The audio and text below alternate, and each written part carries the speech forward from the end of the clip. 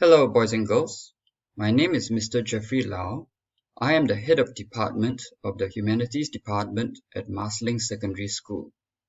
This presentation is an introduction to combined humanities at upper secondary, and it is really meant for 2 Express and 2 NA students. First, I'd like to start by answering this question: why study the humanities in the first place?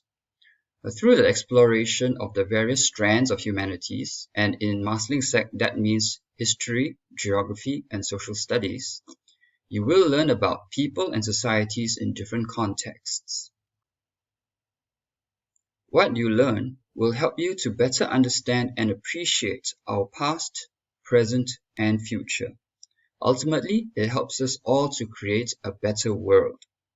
And during humanities lessons, we value your voices and experiences, and we encourage you to talk. Combined Humanities is a compulsory GCE O-level and N-level subject for both Express and NA students. Combined Humanities consists of 2 parts. The first part is Social Studies, which is compulsory for all students. The second part consists of either Elective History or Elective Geography, and this is the focus of my presentation. There's also a third option, which is Elective Literature in English, but that is only available for Express students. Please see your literature teacher for more information about doing Elective Literature. First, Elective History. Here are the learning outcomes of studying Elective History. In terms of knowledge, you will study what were the key economic, political, cultural, and social contexts of the various societies studied. You will also study what were the interconnections between individuals, societies, events, and developments. In terms of skills, you will analyze and evaluate cause and consequences, as well as significance of key historical events and situations. You will also interpret evidence from various sources of information to support a historical inquiry. And in terms of values, you will be able to show awareness of how different cultural, economic, and social contexts shape the value systems and actions of different peoples from different times and places. In terms of content, all GCE N-level and O-level students will study Unit 1, The World in Crisis. In particular, you will study what forces and developments changed Europe and the Asia Pacific in the first half of the 20th century.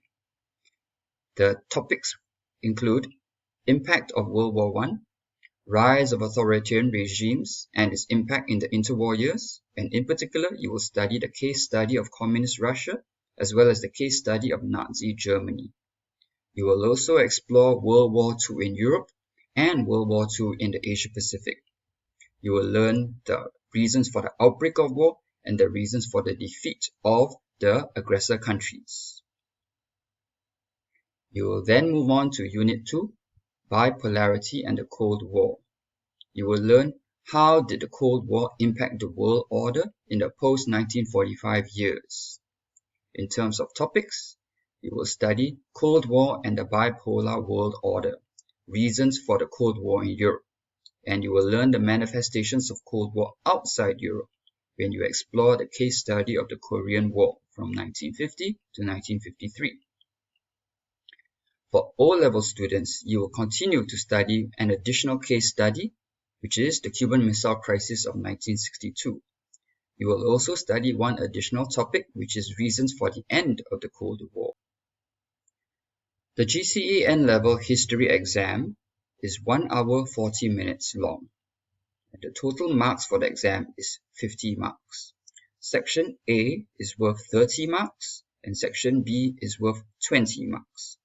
Section A is the source-based case study, where you will read 5 sources and answer 5 source-based questions, all of which are compulsory.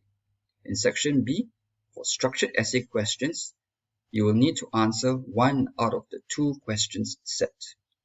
Each question has two subparts.